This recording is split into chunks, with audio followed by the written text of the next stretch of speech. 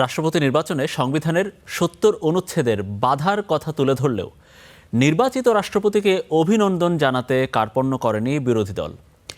বিরোধী দলীয় নেতাসহ সংসদ সদস্যদের অভিনন্দনে আজ সিক্ত হন মির্জা ফখরুল ইসলাম আলমগীর। তবে ভবিষ্যতে নির্বাচনের ক্ষেত্রে ফ্লোর ক্রসিংয়ের বাধ্যবাধকতা থাকবে না বলে আশ্বাস দিয়েছেন স্বরাষ্ট্রমন্ত্রী।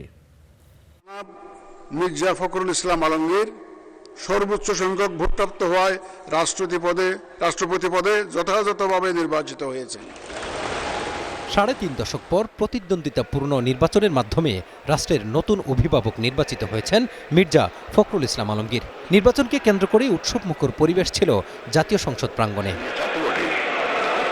বেলা ২টায় শুরু হওয়া নির্বাচন শেষ হয় বিকেল ৫টায়। এরপর একে একে বেরিয়ে আসেন সংসদ সদস্যরা। ক্ষমতাসীন ও বিরোধী দলের পাশাপাশি ভোট দিয়েছেন স্বতন্ত্র সংসদ সদস্যরাও। আমরা একজন নতুন অভিভাবক পেয়েছি রাষ্ট্রপতি হিসেবে, পাশাপাশি দীর্ঘদিন আন্দোলন সংগ্রামে যার দিক নির্দেশনা আন্দোলন করেছি, আগামীতে এমন নেতা পাবো কিনা তার সন্দেহ আছে। আজকে আমি মনে করি আমি অভিভাবকহীন হলাম। আসলে এ জায়গায় কিন্তু দলীয় হিসাবেই হয়েছে, প্রার্থী যে দুজন আসছে দুইজন দলীয়, কিন্তু আমাদের সংবিধান তো বলে রাষ্ট্রপতি নিরপেক্ষ থাকবেন। সেক্ষেত্রে আসলে কতগুলো স্বচ্ছতা আছে সেটা আপনারা বোঝেন, আমিও বুঝি। সেক্ষেত্রে কিন্তু জুলাই সনদ। তবে নির্বাচনের পদ্ধতি নিয়ে আপত্তি রয়েছে বিরোধী দলের। তাদের অভিযোগ, সংবিধানের ৭০ অনুচ্ছেদের বাধ্যবাধকতার কারণে সংসদ সদস্যরা স্বাধীনভাবে ভোট দেওয়ার সুযোগ থেকে বঞ্চিত হয়েছেন। তবে অভিযোগ থাকলেও নবনির্বাচিত রাষ্ট্রপতিকে স্বাগত জানিয়েছে বিরোধী দল। হিউজ নাম্বার অফ বিরোধী দলের সদস্য আছে, ইট ইজ অ্যারাউন্ড 90। সুতরাং সেখানে একটি নির্বাচনে অংশগ্রহণ করার মতো একটা সুযোগ যেহেতু আছে এবং যে পটেনশিয়াল একটা অপরচুনিটি ছিল, সেই জন্য আমরা নির্বাচনে অংশগ্রহণ করেছি।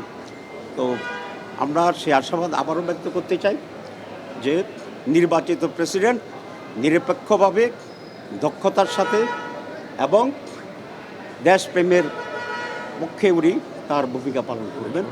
অন্যদিকে ক্ষমতাসীন দলের দাবি, জয় পরাজয়ের হিসাব না করে নির্বাচনে অংশ নিয়ে বিরোধী দল গণতান্ত্রিক চর্চাকে আরও শক্তিশালী করেছে। ভবিষ্যতে রাষ্ট্রপতি নির্বাচনে ৭০ অনুচ্ছেদের বাধ্যবাধকতা থাকবে না বলেও আশ্বাস দেন তারা। এই নির্বাচনে ৭০ অনুচ্ছেদ কার্যকর হয়েছে, সেজন্য আমরা হয়তো অনেক কিছু করতে পারি না। আমরা বিশ্বাস করি সরকার এবং বিরোধী দল সম্মিলিতভাবে ইনশাআল্লাহ আগামী নির্বাচন যাতে ফ্রি ফেয়ার ভালো ক্রেডিবল বিষয় এবং ৭০ অনুচ্ছেদ না থাকে, তার কার্যক্রম কিন্তু আমরা এই সরকার এবং বিরোধী সবাই মিলে ইনশাআল্লাহ করবো। যদি ৭০ অনুচ্ছেদ না থাকে আগামী নির্বাচনে ৭০ অনুচ্ছেদ ছাড়াই ইনশাআল্লাহ নির্বাচিত হবে। অংশগ্রহণ করে বিরোধী দল সাংবিধানিক প্রক্রিয়াকে এবং সংবিধানকে, বিদ্যমান সংবিধানকে স্বীকৃতি জানিয়েছে, সেজন্য তাদেরকে অভিনন্দন জানাই। বাংলাদেশে গণতন্ত্রের চর্চার মধ্যে বিরোধী দল, সরকারি দল তাদের নিজস্ব অবস্থান থেকে বিভিন্ন রকমের রাজনৈতিক বক্তব্য দিয়ে থাকেন, কিন্তু দিন শেষে সাংবিধানিক প্রক্রিয়াকে স্বীকৃতি দিয়ে তারা গণতান্ত্রিক প্রক্রিয়া অংশগ্রহণ করেছেন। এটাই হচ্ছে গণতন্ত্রের জয়যাত্রা এবং গণতান্ত্রিক প্রক্রিয়াকে স্বীকৃতি দেয়া। আগামীকাল সন্ধ্যায় বঙ্গভবনে নবনির্বাচিত রাষ্ট্রপতিকে শপথ পড়াবেন ভারপ্রাপ্ত স্পিকার কায়সার কামাল।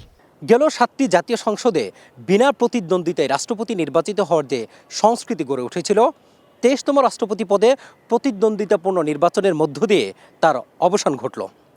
ভোটের লড়াইয়ের মধ্য দিয়ে জাতি পেল নতুন এক অভিভাবক। নবনির্বাচিত রাষ্ট্রপতি দলীয় স্বার্থের ঊর্ধ্বে উঠে রাষ্ট্রের অভিভাবক হিসাবে দায়িত্ব পালন করবেন, এমন প্রত্যাশাই সবার।